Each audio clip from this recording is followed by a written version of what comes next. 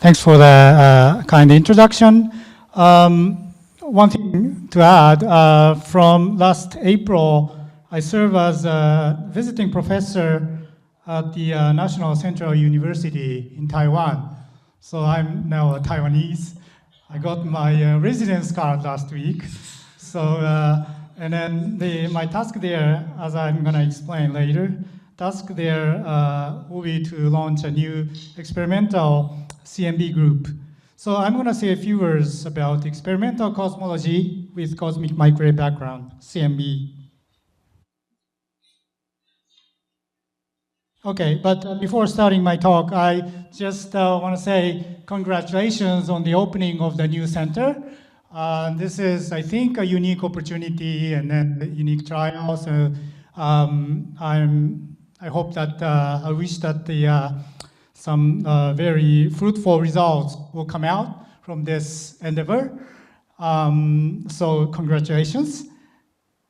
And then here's the outline of my talk. After giving history and key observations, I'm gonna talk about CMB polarization as a new frontier, and then talk about ongoing and future projects, and then summarize my talk. So, as you know, probably the CMB was discovered 60 years ago in 1965 by Penzias and Wilson.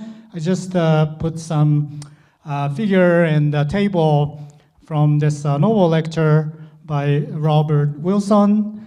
And then, as you can see, they used a big horn antenna and then got this first observation like a 3.4 plus or minus 1 degrees from all over the sky. And so I'm not gonna go into details, but as an experimentalist, there are two very important things from that. One is serendipity is very important because their main target was not discovery of CMB, but they discovered that. And then why they could do that? That's because the second point, they had the world best that time calibration method and the control of systematics, and that was really the key. So, and then two things: serendipity and calibration control of systematics. Two things are also really the key today, still the key today for the experimentalists. And what did they observe? That's basically the microwaves coming from all over the universe. And then the interpretation was that at the beginning of the universe was dense and hot, the hydrogen plasma, but when the universe expanded and cooled down, the atomic hydrogens were formed, and then at some point, the photons became free. So that was the cosmic microwave background generation. And then that was the sort of clear evidence for the Big Bang, the universe. And then in 1990s, COBE satellite measured precisely the spectrum of CMB and found this nearly perfect black body. And then the temperature, radiation temperature was 2.725 plus or minus 0.002 kelvins. And that beautifully agrees with the prediction of the Big Bang plus particle physics. And then Mather and Smoot got the Nobel Prize in 2006. And then, but yet one of the limitations of the Big Bang theory was for instance, this horizon problem. If you look at these 2 points of the sky, which are very far apart to exchange information, seemingly too far apart to exchange information in the past.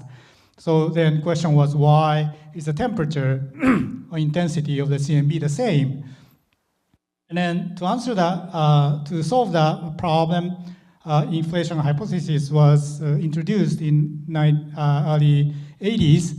And then that assumed the accelerating expansion before the hot Big Bang.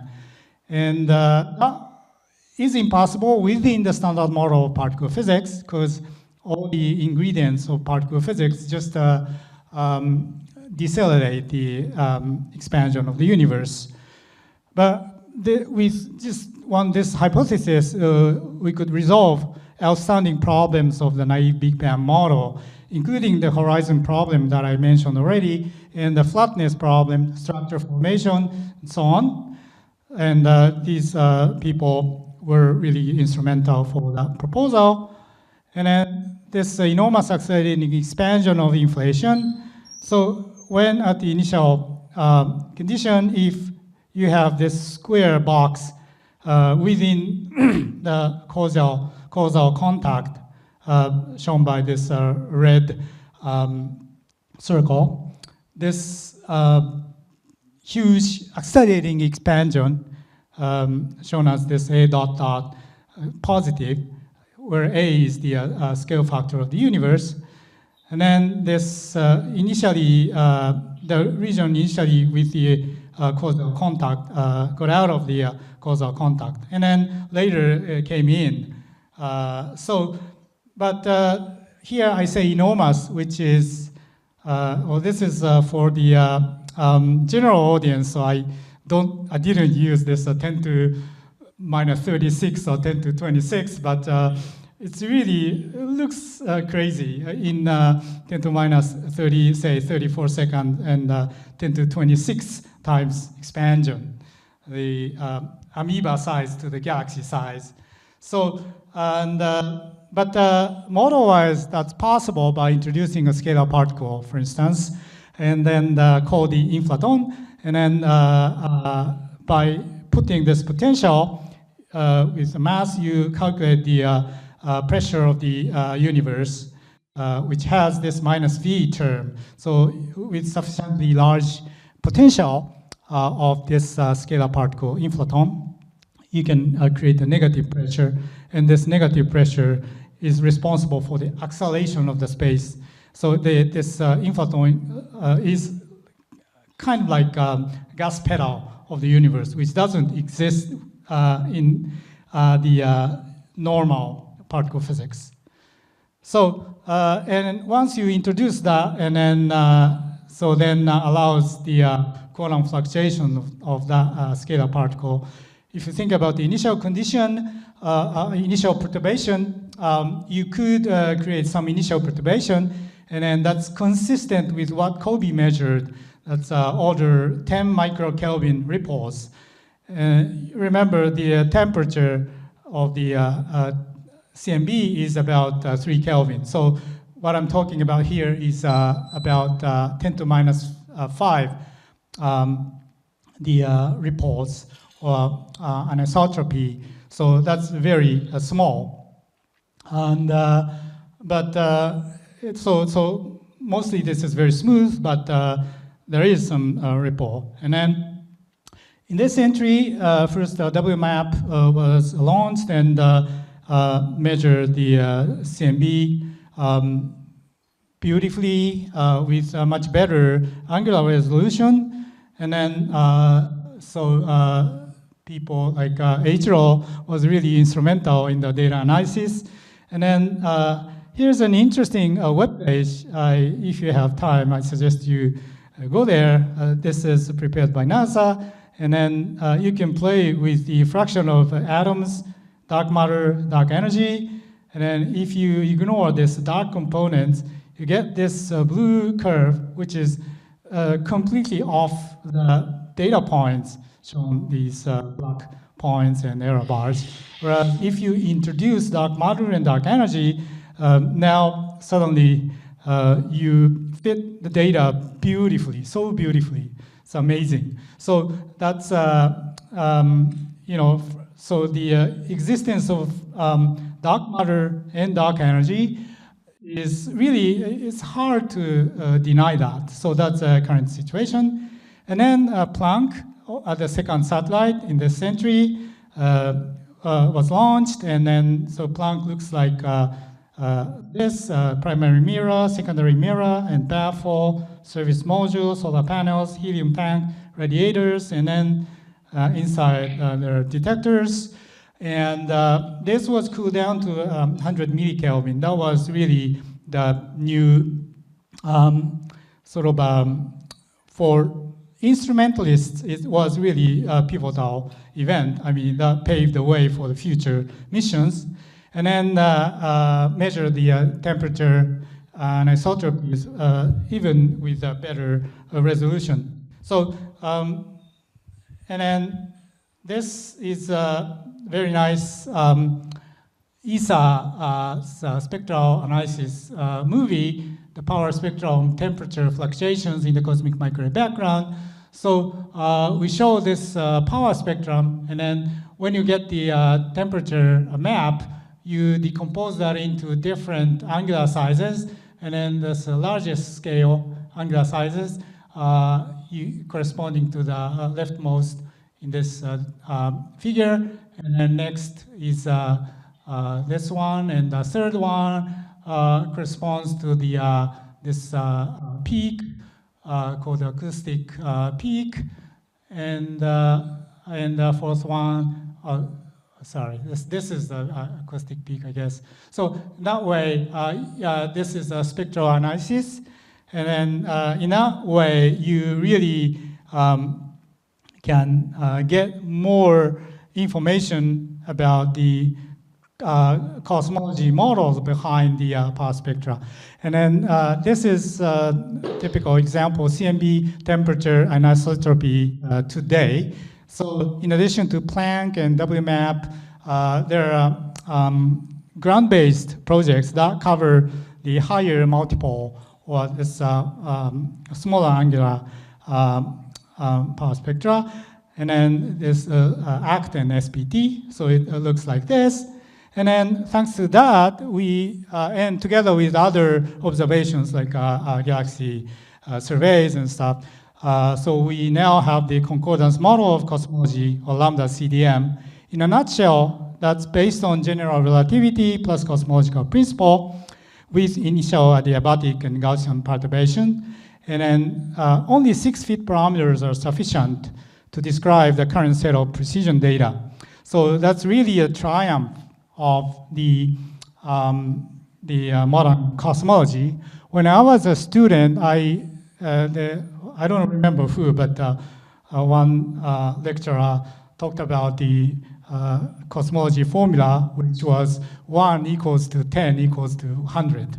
So that was once upon like 40 years ago, people thought about that, but now it's really 1% level.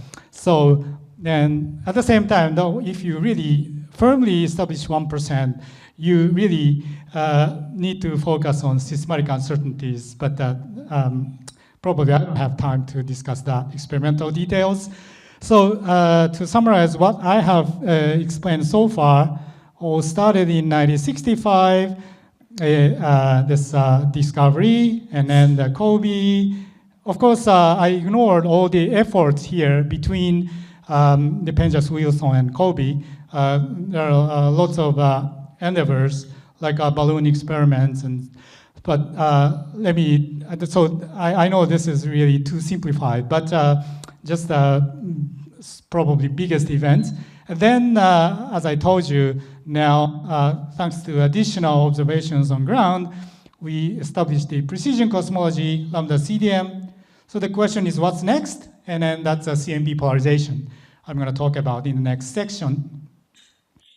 By the way, in May this year, we had this CMB at 60 conference in Torino. It was a really wonderful conference. And then the web page is here, and all the slides are available, and then there are even YouTube videos. So if you're interested in the latest status of CMB, I suggest you take a look at that. And then another comment is that when we say CMB at 60, it's sounds like old, because the 60 in the Chinese tradition or Japanese tradition is really a one calendar circle.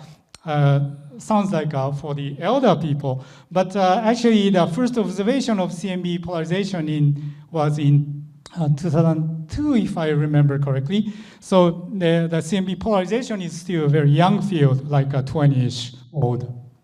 So CMB polarization as a new frontier. First, let me introduce this B mode and E mode. So when you measure the polarization on the sky, at each point of the sky, you can measure the direction of the polarization and the polarization fraction. So you need two parameters to define the polarization on the sky at each point.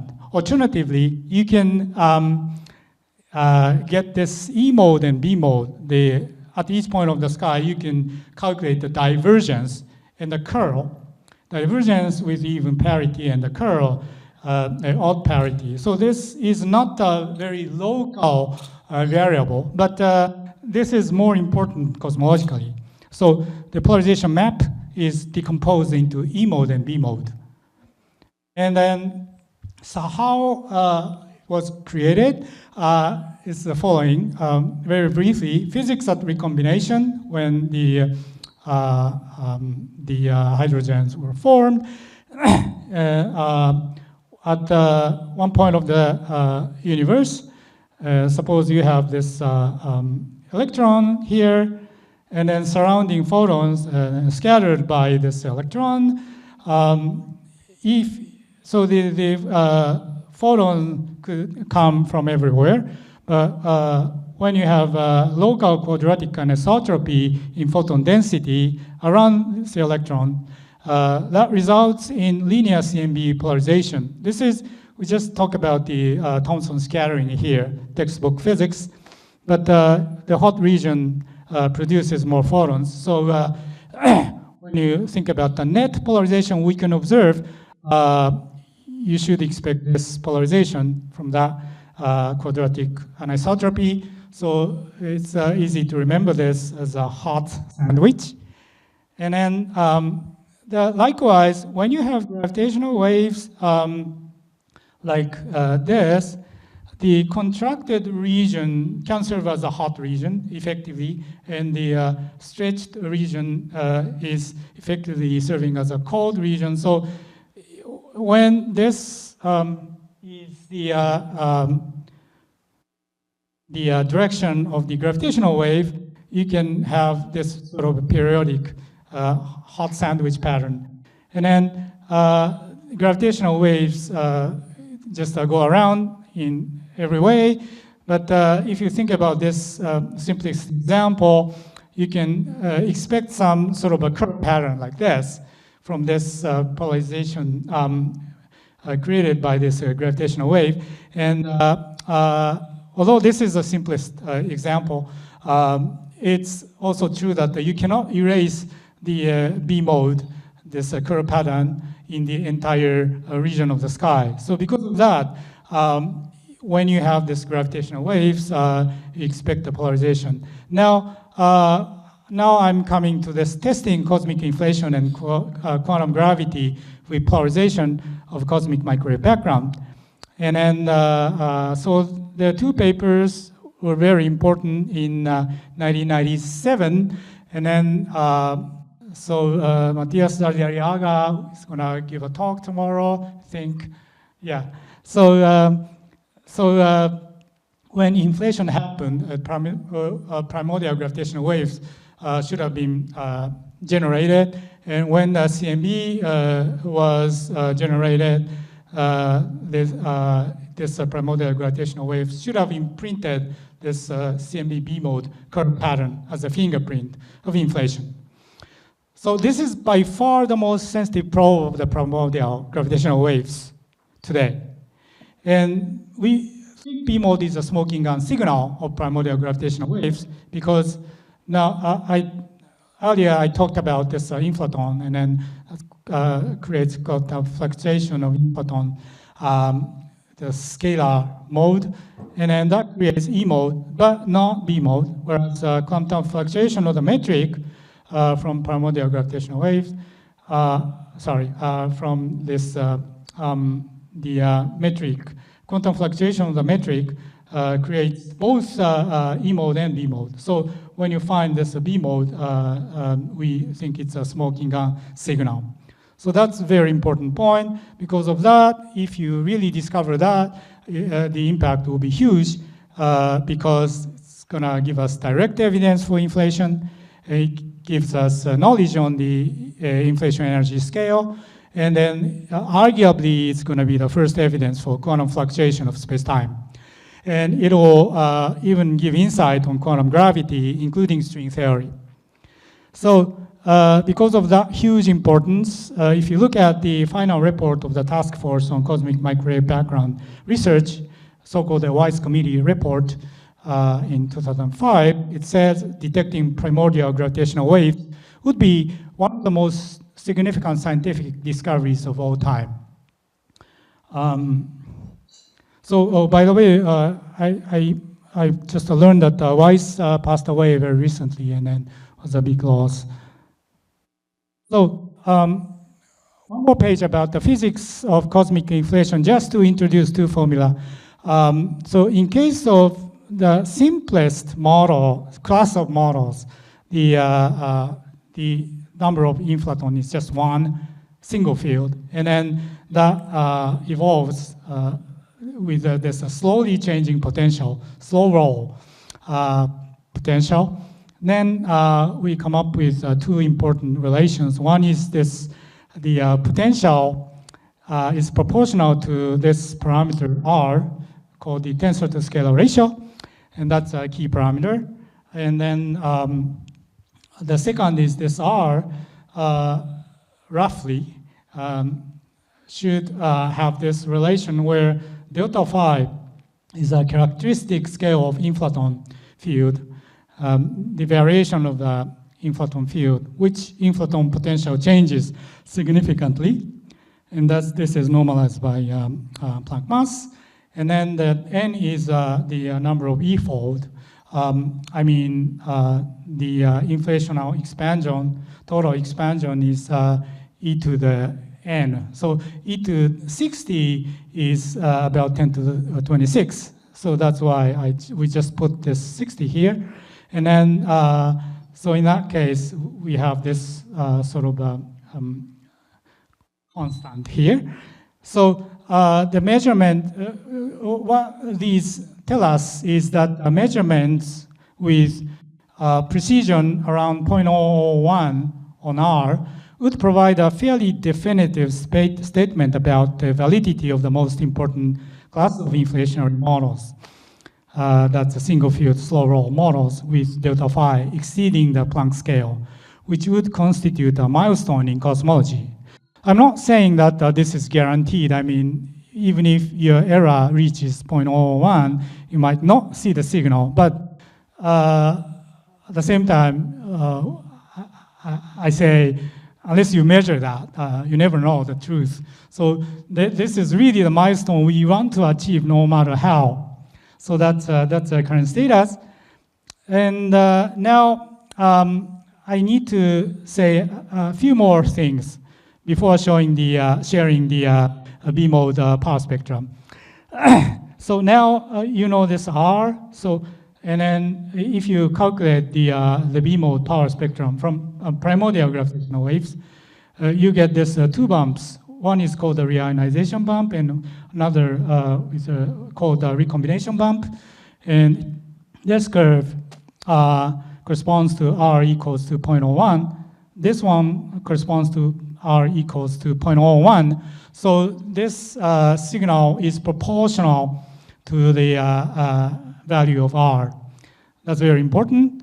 And then two bumps. This recombination bump is really coming from, earlier I just explained this Thomson scattering. And then the recombination bump is due to this scattering at the time of recombination.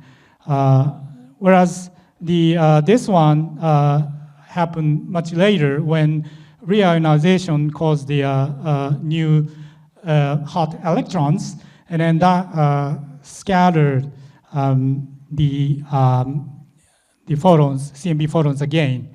And because that is at a later stage, it's this angular scale is much larger, meaning much lower multiple. So that's the signal we expect. And you also see this curve, that this is called a lensing B mode. That's a secondary B mode by weak lensing. Suppose there's just one, E mode at the last scattering surface. This this photon signal comes through the gravitational potentials. So because of that, the dislocation of the original point happened, and then because of that, original E mode can be distorted, and then so that the B modes can be created. That's called secondary lensing B mode. And then the multiple, the distribution in this multiple space is quite different from the this primordial signal. So by using that, you can, in principle, try to distinguish between two. And then another one is a foregrounds. That's basically anything created, radiation created after the CMB photon emission. So typically, for instance, this synchrotron emissions in a galaxy, and also dust polarization, dust signals.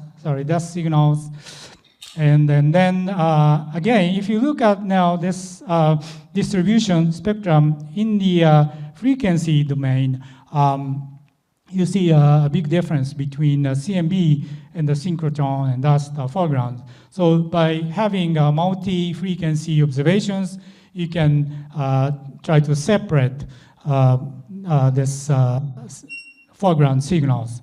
So these are things the experimentalists need to do. And now, I think that's all the ingredients when you look at the CMB B-mode power spectra. So looking back at the situation in 2014, the polar bear actually first observed the evidence of the this lensing B-mode signal in March 2014, a week after we heard about this BICEP2 claim of the signal. But unfortunately, that turned out that was due to the dust emission. So with the combined BICEP-Keck Planck analysis, that disappeared. And then this is the situation a year later, 2015. Now, in addition to polar bear and this BICEP-Keck Planck, the ACT-POL and SPT-POL results came out. And then this is 2016 and 17. And this is the current status now with temperature in the E mode and B mode, and also TE. So we have, the community has a steady progress, and then so the measurements are getting better and better, which is great. But of course, we haven't really discovered yet the primordial B-mode signals. So the current best limit is around 0.03 with this BICEP-Keck Planck data set.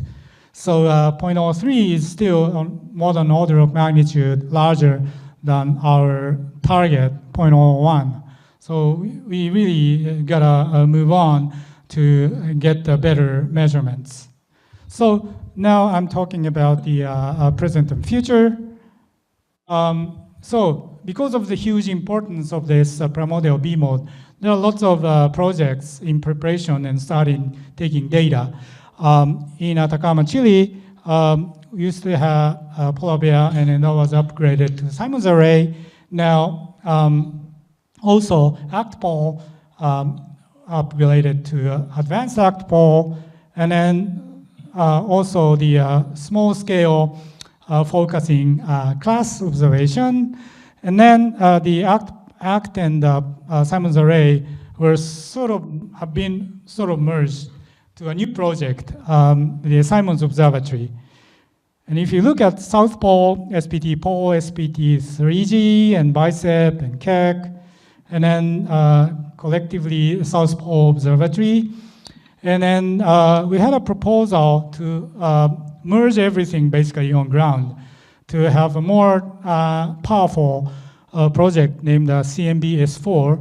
Unfortunately, the US government decided to cancel this CMB-S4. That's a big loss.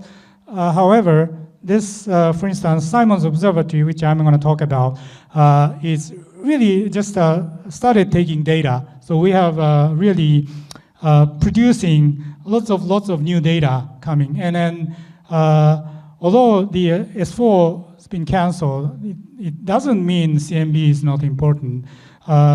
Still, you know, the CMB is, I think, well supported. So we should be, you know, wait for some more news about some possible upgrades. We cannot say anything for now, but the possible upgrades of the existing project. And then if you look at the other places, there are other projects in Canary Islands, Quixote, Groundbird Strip, and the Argentina, in Argentina, Cubic, and in Tibet, AliCPT. If you look at balloon project, Spider flew and EBEX flew, and LSPE, Piper preparation, I believe. In the space, the Lightbird is proposed, and in now JAXA is taking care of that. So, I don't have time to explain everything. So the rest of my time, let me say very briefly about Lightbird and the NEN Simon's Observatory, because we are planning to join from Taiwanese community, the Simon's Observatory. So Lightbird is a spacecraft for the study of B-mode polarization, and it's a JAXA's L-class mission selected in May 29 to be launched by JAXA's H3 rocket. And it's the currently only space CMB observatory planned in 2030s. It plans to have all-sky 3-year surveys from the Sun-Earth Lagrangian point L2, and then it's gonna give us the extensive frequency coverage with a sufficient angular resolution for precision measurements of the primordial CMB modes, either making a discovery or ruling out well-motivated inflationary models. So current status is after the ISS-JAXA mission definition review last year, we are in a mission reformation phase until autumn this year. And we'll see, we'll have some further review later this year. And here is a simulated Lightbird map of the B mode for R equals to 0.01. Now, Simon's Observatory, or SO, which is a powerful new experimental cosmology facility comprising a set of millimeter wavelength telescopes located at high altitude in the Atacama Desert of northern Chile, roughly 1 hour from the town of San Pedro de Atacama. And then it will give us, it will extend our understanding of the origin, evolution, and composition of the universe, and advancing the state-of-the-art of precision telescope technologies. So it's a huge international collaboration. And right now we have one big large aperture telescope and 3 small aperture telescope called SO nominal here. In addition, we're gonna put 2 more small aperture telescopes by UK group and 1 small aperture telescope by the Japan group. So, and the small aperture telescopes are focusing on the primordial gravitational waves and started taking data last year. And then the large aperture telescope, or LAT, commissioning is happening this year, and we got first light in February. So it's really the exciting period right now, getting new amount of data. And then here is some technical basics, the survey strategy, survey regions for SAT and LAT, and then the frequency coverage and angular resolution and expected noise level.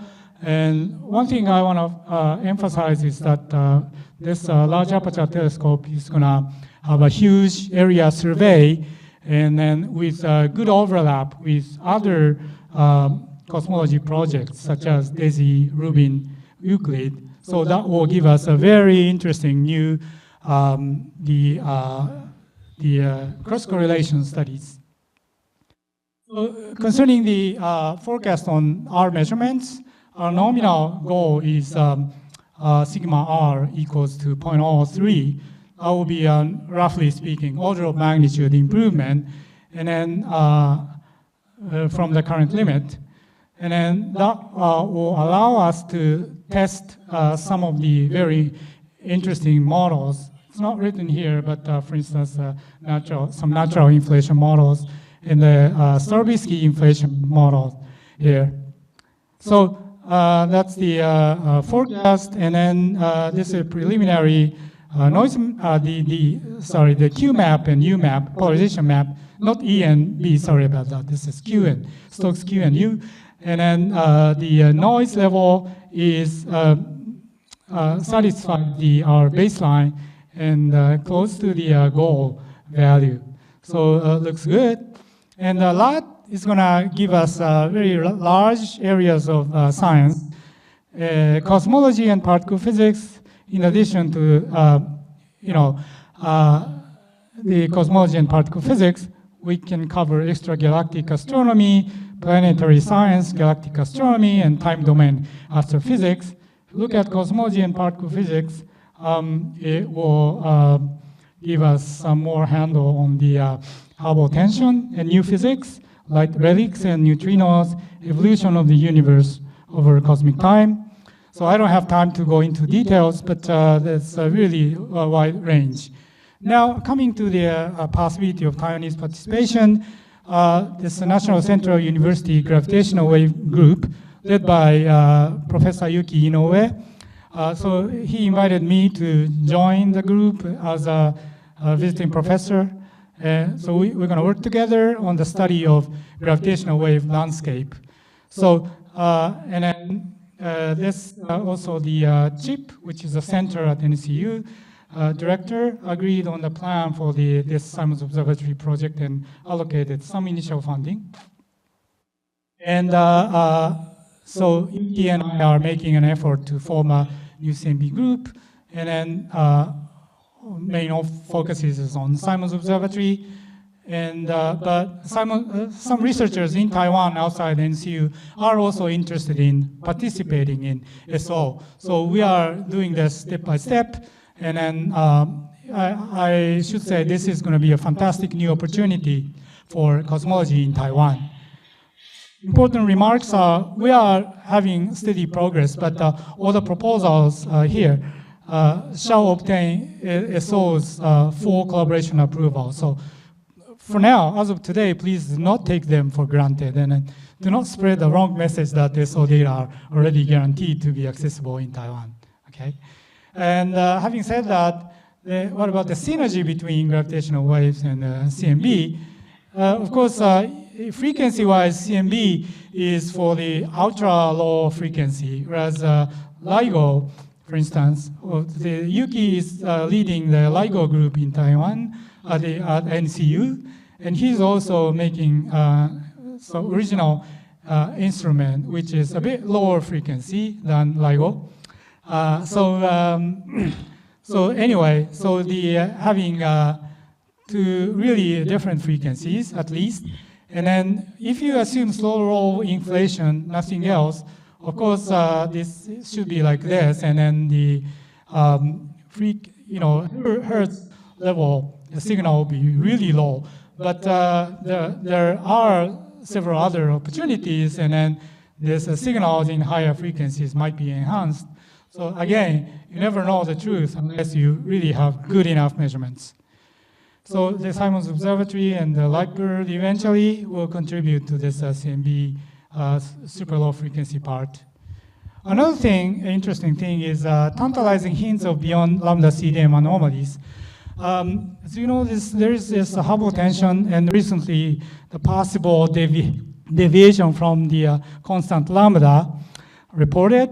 And then this might be interesting. And then as for this LIGO type observations, well, this is going to take a long time, probably, but eventually the LIGO type interferometers are giving another handle and then with different systematics, because now the name of the game is systematics here. And then as for the early universe measurements, the SOLAT E mode will be giving another handle. So it'll give us some improvement in the early universe Hubble tension, Hubble measurements. So basically that's all, and then very briefly, epilogue. I had a chance to look at this cosmology textbook almost 7 years ago by Bondi.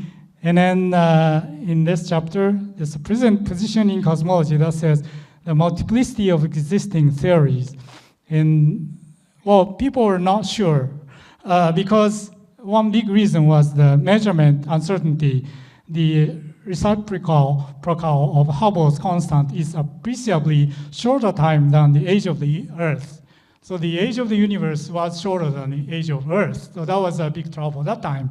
So because of that, there are other theories like this steady state theory, and it says an observational decision between them should be possible. Now, 20 years later, after the CMB discovery, this is another cosmology textbook by Stephen Weinberg. And then it says, it's widely, though not unanimously, believed that the microwave radiation background discovered in 1965 is just this leftover radiation, meaning this Big Bang. So that was a statement in 1972, and still there was one entire chapter about the other models, steady state model, stuff like that. Now, in 2022, another famous cosmology book, and then this is really a good one, I guarantee. And then it says, oh, very nice thing, but I don't have time to read everything. But it says at the same time, many fundamental questions in cosmology remain unanswered. We don't know what drove the inflationary expansion, what kind of matter filled the universe after inflation, and how the asymmetry between matter and antimatter was created. The nature of dark matter remains unknown. How dark energy fits into quantum field theory, still a complete mystery. Finally, we don't know what happened at the Big Bang singularity. Well, that's a huge problem.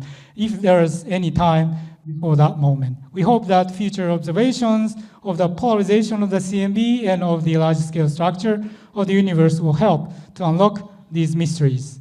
In addition, we will need new theoretical ideas. Maybe one of these ideas will come from a reader of this book or audience here. So that will be wonderful. So that's really a great conclusion, and stimulated by this. Now I showed 3 examples, 52, 72, and 22. So taking the sort of, how you call it in English? Anyway, so the next one should be in 2102, Cosmology textbook. We don't know what it'll be, of course. So and then we don't even know, well, this one is not the hardcover, this is just Kindle. And in 2102, we don't even know what type of device we're using. Some chip implemented to you, or I don't know. So then it might be mentioning tensor to scalar ratio, some precision, or about some dark matter actions, dark energy dynamics, or evidence of multiverse, or extra dimensions. We never know.